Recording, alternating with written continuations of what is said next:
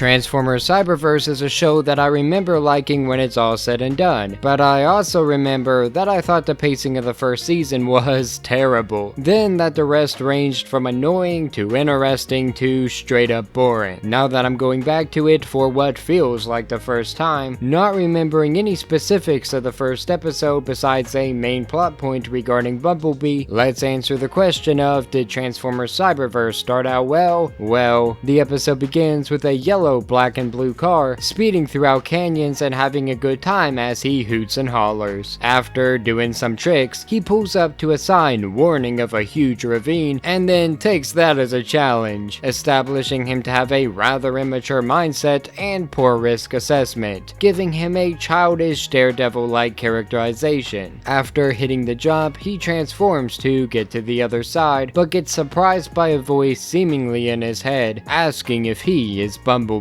This surprise causes him to miss his timing, grab the edge of the cliff, break it off, and fall toward the ground below. The voice was feminine, seeming to belong to a female that knows who he is at the very least. Whether they have a prior personal connection or not is yet to be seen, but once the voice asks, "Bumblebee, where are you?" it cuts us into the opening theme. This was a pretty good way to build suspense, all things considered, leaving unanswered questions regarding who the two we have seen so far are, their connection to one another, and the fate of Bumblebee, who is falling from what appeared to be a rather great height, keeping us around to find out the answers. The opening is fine. It has its own artistic style with average Transformers-esque music, and it doesn't overstate its welcome enough to become a problem. It works at the very least. Not bad, but not very great either. The voice, now attached to a physical form, an airplane of sorts, attempts to catch Beat, telling him to grab on, but he fails to do so that he can be caught last minute. Cliche, predictable, but fine for the most part. The worst aspect of the show so far comes right after.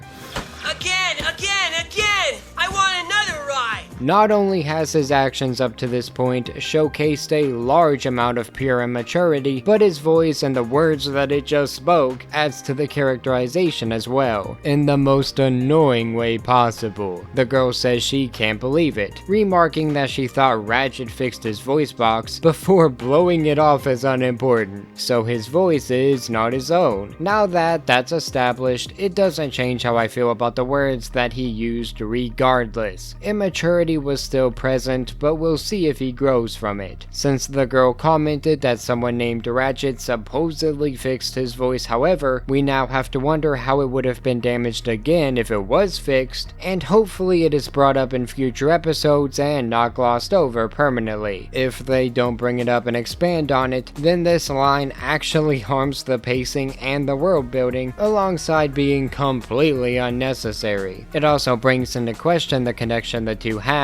by making it out as what she knows about him could just be secondhand knowledge or what she heard. She questions on what he's doing there, with him saying going fast, and her reiterating the question of why he's on Earth, a question he then deflects onto her, which causes her to say, "The same thing you're doing." If she knows why he is on Earth, then why would she ask him and be so specific whenever she didn't get the answer she wanted? What reason was there for that exchange if she is aware of why they are both there? She exposition dumps in a way that is actually kinda decent given how poor the lead up to this was. She says that after B, Optimus and the others left to find the Allspark, her and the ones that remained continued to fight. She makes the fight out to be hopeless, until the Decepticons, her apparent enemies, leave Cybertron, the world this took place on, in search of the Allspark they believe to be here on Earth, setting up that there will be a threat here soon, one that Bumblebee seems to have not had to worry about, given he has been playing around every moment he's been on screen. It brings into question why though? Why would someone tasked to find something important abandon his duties to drive fast and make risky jumps? Why does the girl that stayed behind in dangerous conditions while he went on this journey not wonder the same thing? If the Decepticons are coming, why is there no sense of urgency in the tone of this scene? So many many questions, but some are due to the quality of writing so far, and not due to answers seeming set up as the story goes on. She says Optimus never sent word like he was supposed to, with her asking why, and Bumblebee just saying,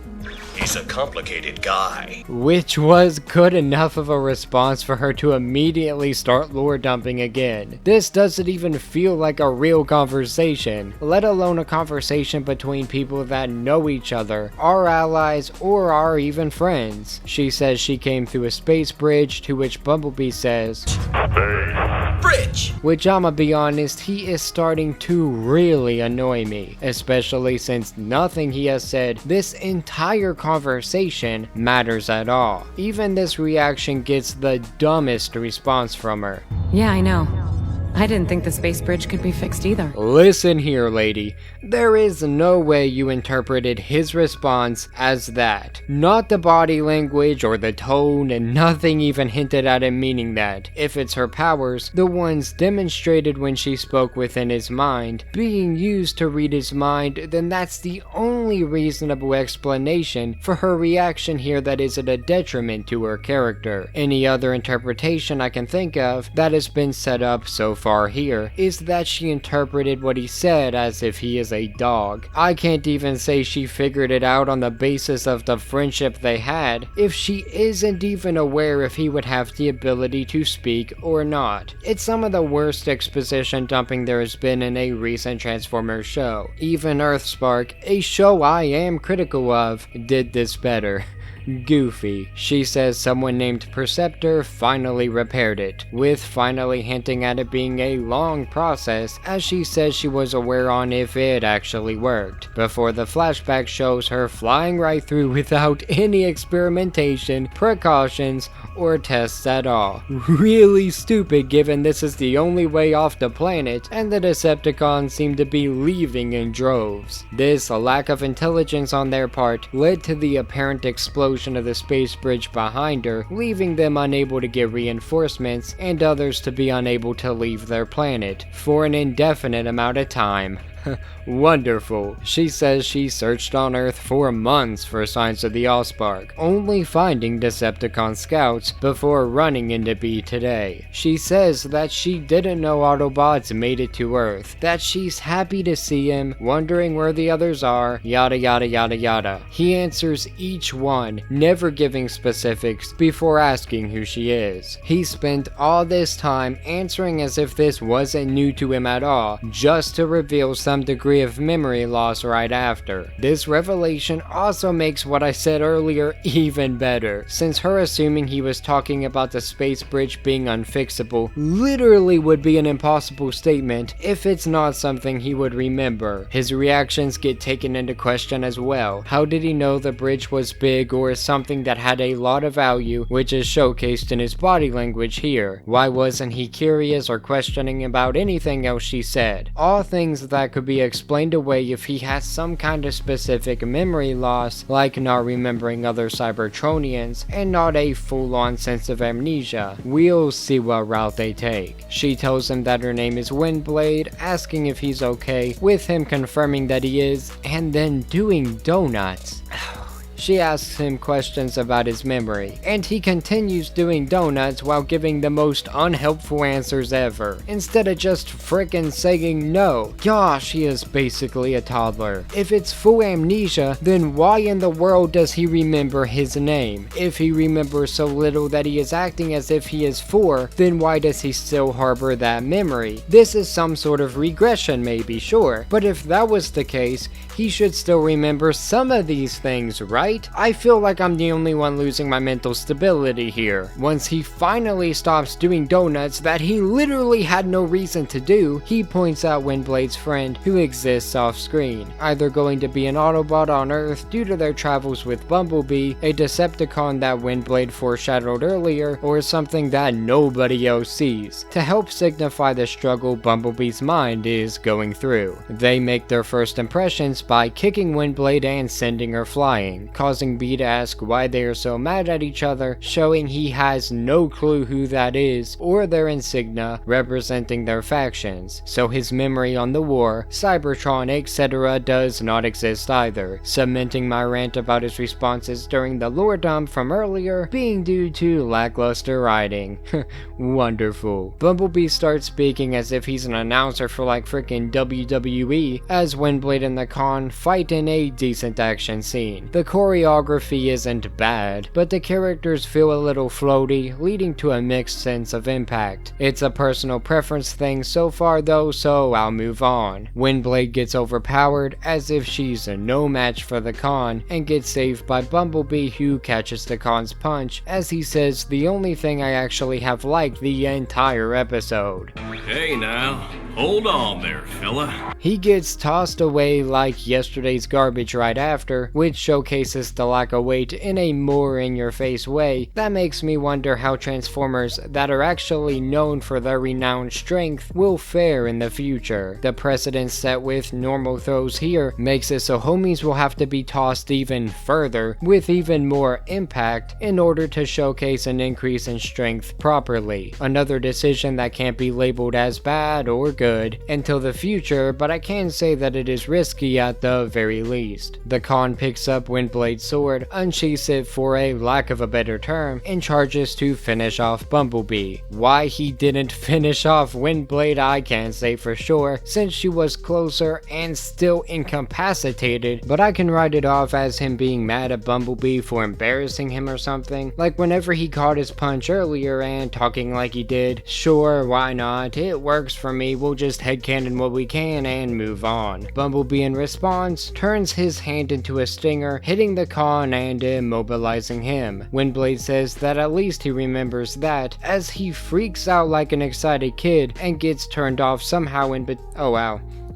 and the weapon gets turned off somehow in between scenes the weapon gets deactivated somehow in between scenes without us knowing if he did it of his own volition or not. So we have no idea if he actually remembers it, if he can control it, or how it even works. Nice. The Con charges them again, still having Windblade's sword, since Bumblebee was too excited about his new power to even consider disarming the enemy that just charged him with the intent to end his life with his allies' weapon. Geniuses, the lot of them. Windblade tells him to back off, calling the Con Thundercracker, before using an ability that seemingly blows wind his direction, knocking him back and the weapon from his grasp, following it up with a kick off a cliff before grabbing her sword as it falls. Even though, as we saw earlier, once it leaves the grasp of its wielder, it is already established that the blade is sheathed, yet when she catches it, the blade is still out. Maybe it's because of the lack of impact after he let go, but her hand should be considered an impact and it should sheath without her doing it herself. At least that's how it seems. This is a nitpick as of right now, but in the future when or if more high stakes fights happen, it would be nice to have how it functions established, especially since it's the only weapon that is established to be one that isn't a part of someone's body so far. Also, why she waited till now to use her wind ability is a question as well. When she was disarmed, she could have used it to make space between her and her attacker before he got the upper hand. She could have used it to hit Thundercracker from behind as he was charging Bee. Waiting till now put lives on the line, and there's no established reason on why that risk was taken. A simple line or visual hinting at a charge up time would have done wonders in regards to justifying the wait, but sadly neither of those happens to a significant enough degree for me. Plus he can fly, and yet we never see homie fly out after being kicked off a cliff. Why didn't he transform? What happened to him? Why was there no sound of impact? We already have seen a bot fall from the cliff earlier with Bumblebee, so there should be an outcome this time to signify the danger that Bee was in and help add a layer to the quick rescue from Windblade. Instead, they just move on and Thundercracker is forgotten. For now, anyway. Windblade says that if there is one Seeker, there may be more, adding a class to the Decepticon that attacked them and signifying that they act as scouts and normally don't travel alone, adding to the threat level of the planet, which helps out the scene where she already said cons were on on Earth by making the danger be up close and personal, solidifying the threat as a very real one. They transform and roll out, not saying the words, which is pretty disappointing. On their travels, Windblade tells B not to trust Decepticons, and they arrive at a mine that B doesn't recognize. Apparently he has lived on Earth for an unknown amount of time, knew earlier that a sign on said Earth was warning of a ravine, but has never seen or heard of a mine before, even though he seems to be speaking due to Earth media alone. Which it can be argued that he knew the ravine was coming up because he could see it and it wasn't because of the sign, but I wanted to bring it up as an interpretation either way. Which, speaking of interpretation, if he is speaking due to Earth media, if that is the case, then shouldn't he have some knowledge of Earth, especially since he is using our language even though his memory loss seems to have wiped everything except for his name. The fish out of water storyline could have worked without the amnesia, or if the amnesia went all the way, but this weird hybrid isn't working for me. Windblade fights with B about wanting to go into the mine because he's practically a child lacking in self-restraint. She's as annoyed with him as I am, which is making her relatable even though I struggle to believe that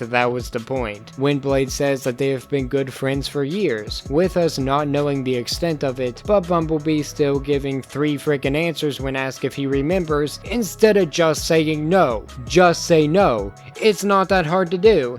Yeah? Maybe. No. They are padding out the runtime by having homie choose every dialogue tree at once, and yet it doesn't even change anything because there is still one answer that actually matters and progresses the story. I feel like I am criticizing an old Telltale game right now. Oh, Primus, help me. You said it, Windblade. How are they making a 10-minute episode feel like an hour and yet still feel too short? I am losing my mind over here. Let's keep going while I retain some semblance of sanity. Windblade explains what memory is because why not? She says his is scrambled and he starts to sing the cringiest jingle I've ever heard. And it doesn't even work as a jingle because it's about a type of egg and not a product. So I have no idea where in the name of the Allspark he pulled that from in terms of the logic of the world that he exists in. Scrambled, sunny side up, over easy, any way you like it. An actually funny gag does happen though. No, I'm serious, I did chuckle here, where she talks about using a cortical psychic patch, but she pulls out some weird unknown contraption instead that understandably leaves Bumblebee pretty uneasy. This works. If he had knowledge of his past, he would know what that was, as well as what the item she actually meant to pull out was, so him being unaware is what makes this joke work, and it makes logical sense as well. I can actually give them some props here. Good job. More scenes like this and I would have been more positive thus far. Hopefully it's a sign of improvement in the future. She hooks them both up, saying she's done this before and that it won't hurt a bit. Her eyes glow and she starts to wince, before ending up in his mind where everything seems to be fragmented. A good visual to represent his memory being in shambles and foreshadow us putting it back together piece by piece. A looming figure of another Transformer makes her very uneasy, as she can't help but focus on it, possibly hinting at him having something to do with what has happened to B. Windblade screams, and energy pulse blasts out of her, throwing Bumblebee into the rock behind him as Windblade falls to the ground unconscious. And then the opposite happens joke that took its time to land and was treated seriously, so it didn't feel tropey and instead actually kinda worked. The episode ends with 2 jets heading towards them, foreshadowed to be seekers from the dialogue from earlier, and given the blue collar scheme, looks like Thundercracker is back, which again makes it sillier that they didn't show his outcome or hint at it with a noise after he fell, but it's a common trope so I'll leave it alone I suppose. So that was the end of the episode. A cliffhanger, I know. I was debating on if I should cover the second episode alongside it in one big video, but they aired apart, have different names, and basically every episode in this show just abruptly ends. So yeah, only covering this episode here, and we'll do more in the future based on comments, likes, and views of this one. All that being said, does it start well? No.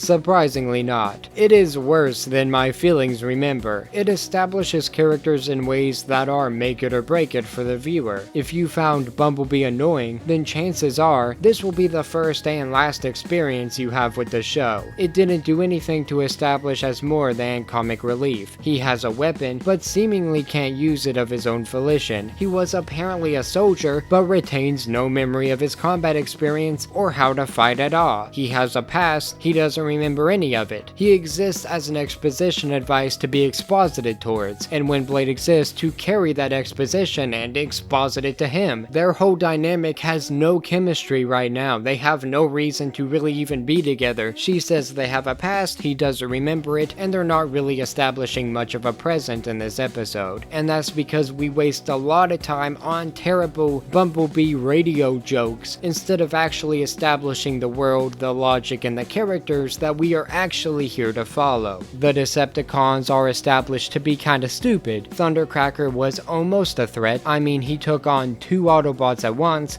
but one of the Autobots couldn't fight, and he didn't have the combat initiative to decide to take out the one that could, and then go and take out the one that can't even defend himself. Why? Because the writing didn't allow that. One of the biggest issues of making one of the characters completely helpless until the plot needs him not to be. Like whenever the Stinger came out, which is a very big plot-driving coincidence, but we'll just leave that alone as a survival instinct or like a body's natural reaction or response to being in danger. Sure, why not? But right now, there's no story that really keeps me interested, there's no character that I'm really attached to, there's no reason for me to decide to tune in next week to see the next episode. And that is what is important when it comes to watching an episode of a series, especially the first one, the one that is tasked with making a good first impression. Now this was only a 10-minute episode, and if they actually stretched the full episode to 20 minutes, it could have been better. But given how they paced this first episode and how much of it felt like fluff for even a 10-minute episode, they would have completely squandered the responsibility of having one that is longer, especially if they had one that was like freaking 40 minutes or however long the Earthspark special was, which is why I can actually say that Earthspark had a better beginning because they had more time and they utilized more of it to a better degree. This one had less time, but instead of using every minute and making every second count, they kinda just wasted a lot of it, which made the episode feel like it dragged and made it kind of feel like a waste of time as well. So most of that was scripted, some of it was not. You'll probably find out when I just upload the captions and forget to edit it, but there we go. Yeah, there's my answer. Did it start out well? No, it didn't. But again, let me know in the comments. Like the video if you liked it. Let me know if you want me to cover the next episode or cover more of the series, because I do remember it being better by the end, so it gets better sometime. It's just, it's not looking too good from the first episode alone. Check out my other Transformers content if you're interested, and for more news, reviews, and whatever we choose, stay tuned to Nerdsfeed. Have a great day. Thank you.